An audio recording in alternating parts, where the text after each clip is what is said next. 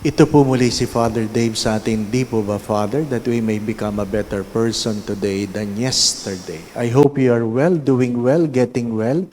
Please stay well. Ano po? Mataas na naman ang dengue. Ano po? Ingat po, ha? Ingat po. Ano po ang tanong? Father, bawal po bang magpunta ang buntis at nagdadalang tao sa lamay daw, sa patay, ano po. Ang unang tinanong ko, ano ba pinagkaiba ng buntis at nagdadalang tao? Di ba parehas yun? Ano po?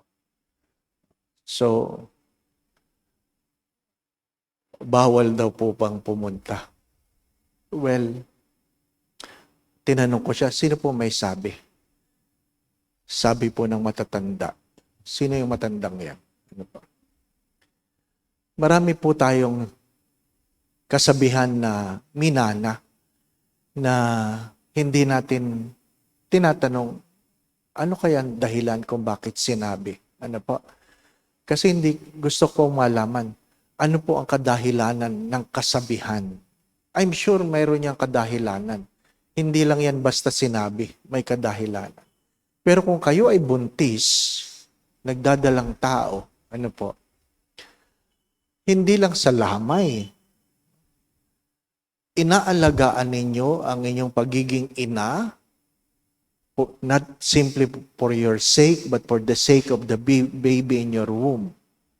Inaalagaan mo. Kaya kahit saan ka magpunta, isinasaalang-alang mo ang kalusugan ninyong mag-ina.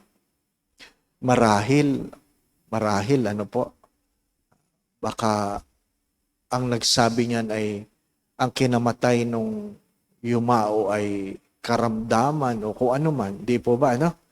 Kaya nga, pag tayo, halimbawa, ang kinamatay po niyan ay COVID o sino pong huling kausap niyan, ay nag-iingat tayo sa ating mga nakakasalamuha.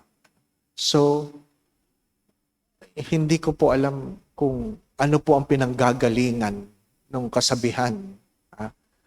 Yung kasabihan. Ang akin lang pong masasabi, kahit saan kayo magpunta, kahit hindi kayo buntis, ano po, mag-iingat kayo. Mag-iingat kayo. Napakahirap magkasakit sa panahong ito. Ano po? Kamakailan lang, mayroong nagpa-anoint. Tapos, dinala sa hospital. Sabi niya, pina-anoint na namin, Father, kasi the last time na dinala namin yan sa hospital, 2 days kaming nasa tent. Sabi ko, wala maluwag na dapat. Ay kaya lang, Father, nag-iingat lahat. Nag-iingat daw lahat. So, mahalaga po yun. Ano po? Hindi porke buntis, hindi porke nagdadalang tao, kung ano man ang tawag ninyo, dapat po ay nag-iingat kayo sa inyong pinupuntahan. Ano po? Mag-iingat po. Kung kayo matanda na at kayo masakitin na, ano po? Abay, huwag kayo nagpupunta. Huwag kayo nagpupunta kung saan-saan. Sapagkat sadyang tayo po habang tumatanda, lagi tayong vulnerable. Kasi hindi pwedeng, Lord, protect me. Hindi pwedeng ganun eh. Dapat tulungan mo yung sarili.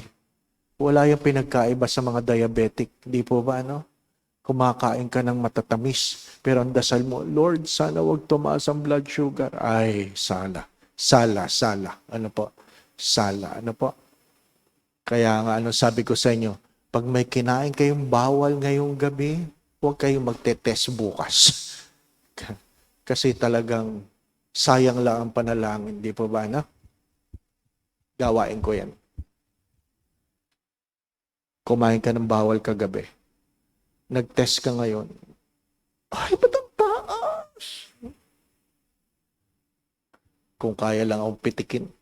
Di ba? Anong asahan mo? Di ba kumain ka ng bawal eh? Ano ka kumain ng bawal? Yung iba nga, 3 araw nang hindi nakain ng bawal, mataas pa rin eh. Sa sobrang daming kinaing bawal 3 days ago. sabi ng doktor ko. Kasi nung minsan nagreklamo ako, ang taas ng blood sugar ko, wala naman ako kinain na bawal kagabi. Ay, kahapon, Father. Kahapon yun, di ba? Lulusot pa eh. Yeah. Ingat po palagi, ano po? Ingat po palagi. Kung ano man ang kasabihan, itanong, ano kaya ang ugat ng kasabihang ito? Ano kaya ang ugat ng kasabihang ito? Sapagkat lahat ng minana nating kasabihan, meron niyang pinanghahawakan na katotohanan na maaring hindi lang natin nalalaman. Muli po si Father Dave sa ating di po ba, Father, that we may become a better person today than yesterday. God bless. Ingat po palagi.